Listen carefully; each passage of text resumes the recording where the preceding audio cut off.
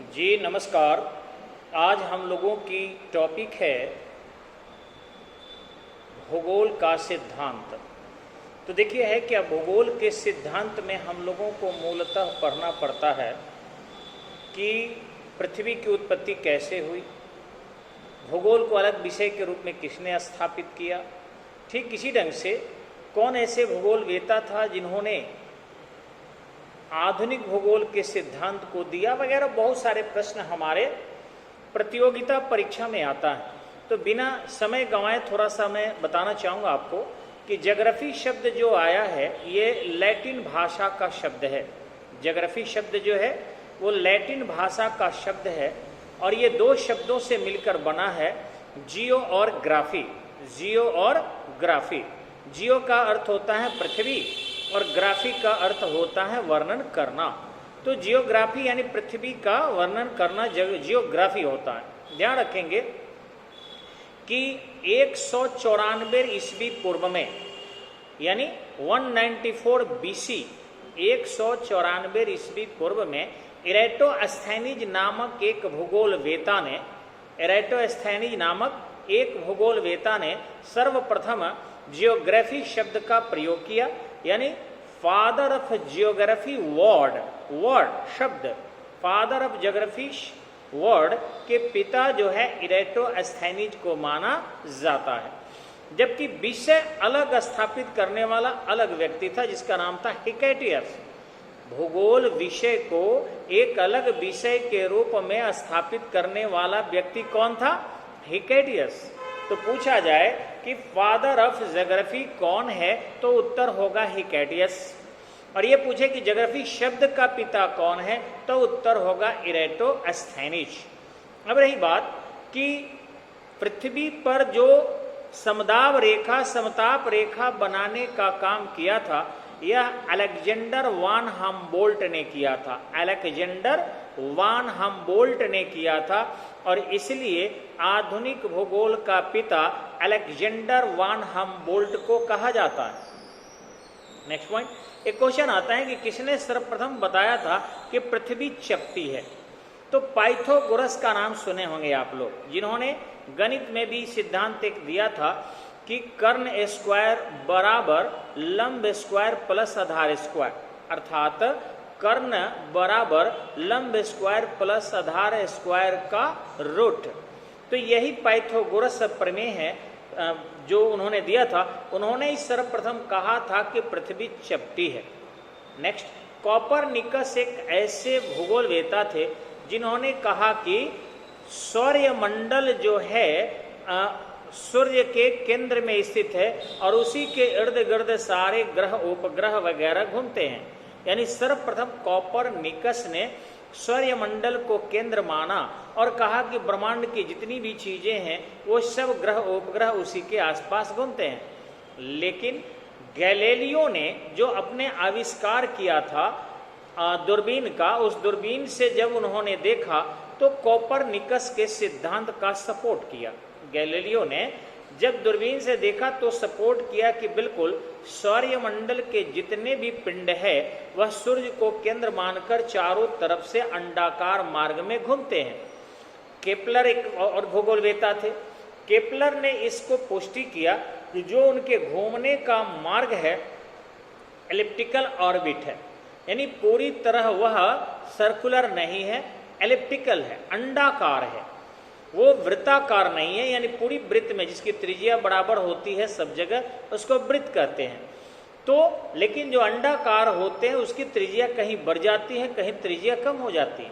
और स्वयं पृथ्वी को लीजिए ना कि पृथ्वी जब उपसौर की स्थिति में रहती है सूर्य के पास तो 14 करोड़ 65 लाख किलोमीटर की ही दूरी रहती है, और यदि वही अपसौर की स्थिति में रहती है पृथ्वी तो 15 करोड़ 20 लाख किलोमीटर की दूरी हो जाती है।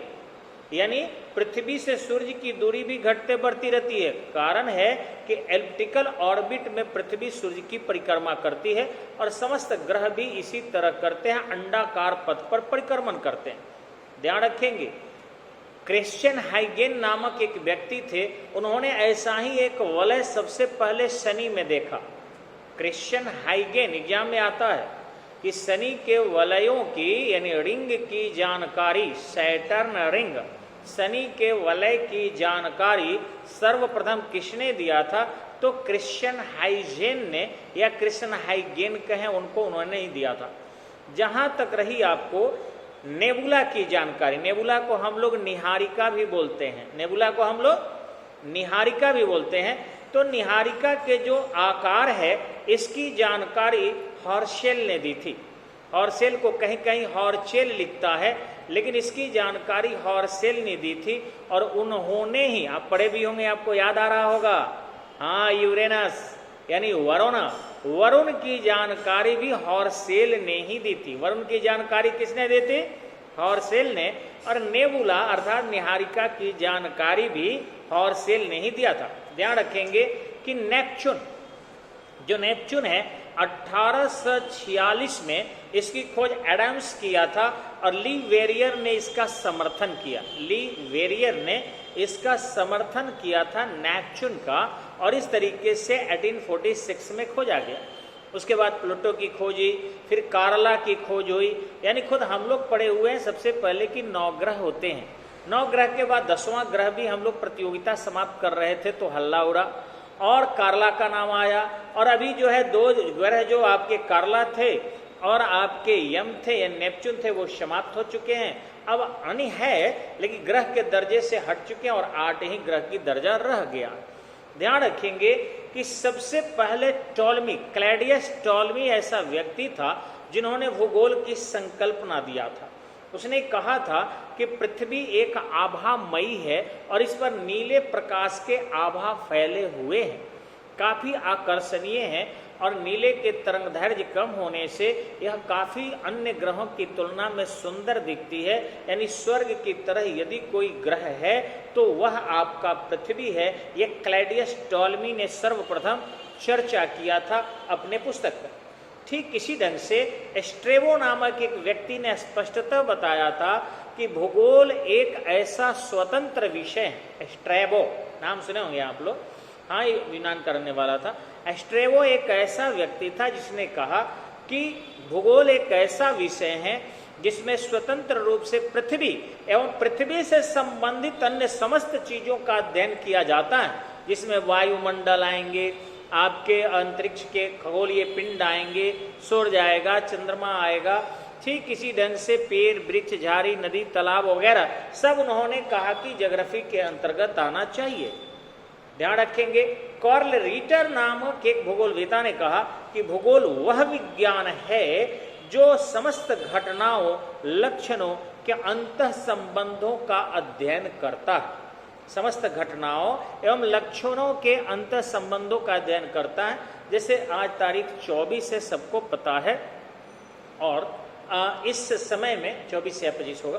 कहने का अर्थ है कि बहुत गर्मी मई में पड़ रही है। अभी इतने भयंकर मई में गर्मी है, ऐसी स्थिति में आपको यहाँ लो प्रेशर की स्थिति उत्पन्न होगी और उस लो प्रेशर को फुलफिल करने के लिए जहाँ हाई प्रेशर वायुमंडलीय एरिया होगा वहाँ से तेज गति से हवा चलेगी।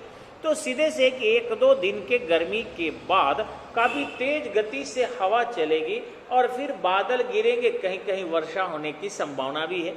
तो ये अंतर संबंधों की चर्चा है। आज सोमवार है, आज ईद है, आप देख लेंगे कि 48 से 72 घंटे के अंदर मैक्सिमम 48 आवर और 72 आवर के अंदर एकदम आंधी आएगा, तूफान आएगा और वर्षा होगी।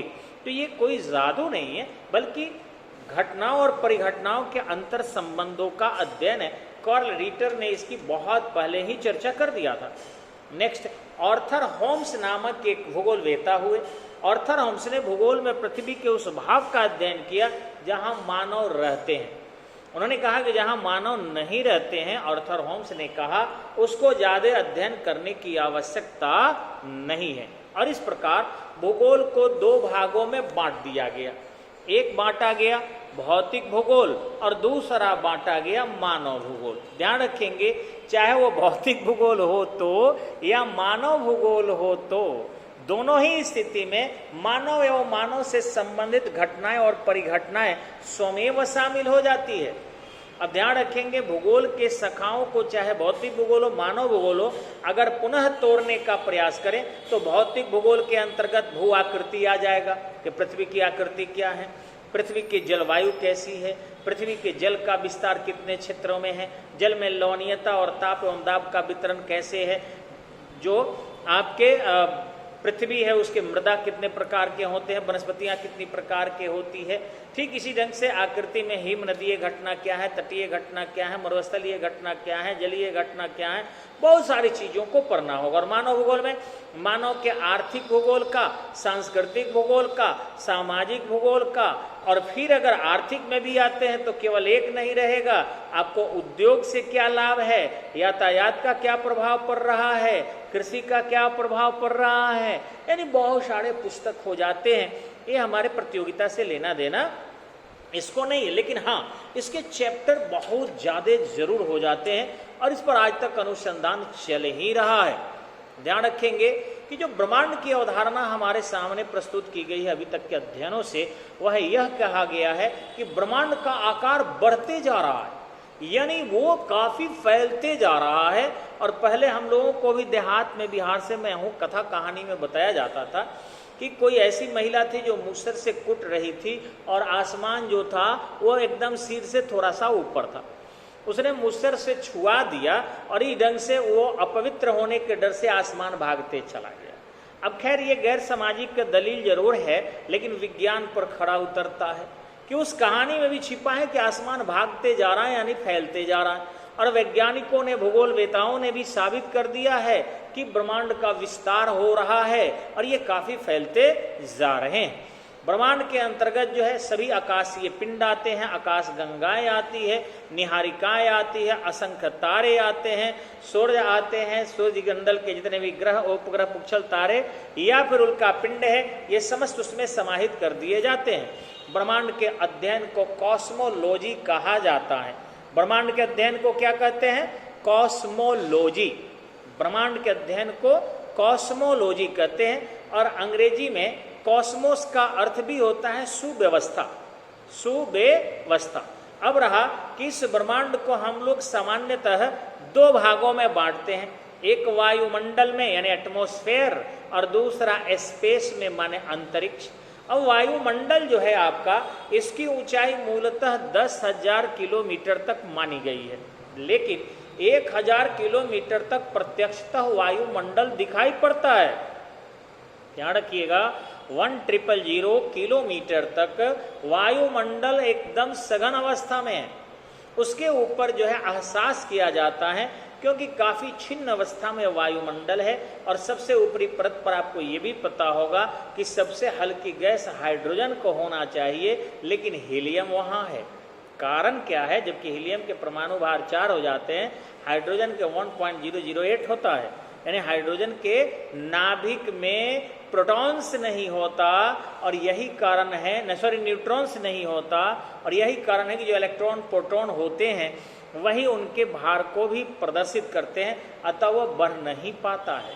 अब रहा बात आपको कि अंतरिक्ष में हम जब सुदूर स्थानों पर वायुमंडल के भी ऊपर जाते हैं तो भले हमें अंतरिक्ष दिखाई नहीं पड़े, काला दिखाई पड़े, क्योंकि सूर्य के प्रकाश के परावर्तन किसी से टकराकर नहीं होता है, तो वह स्थान कभी भी काला ही दिखाई पड़ेगा।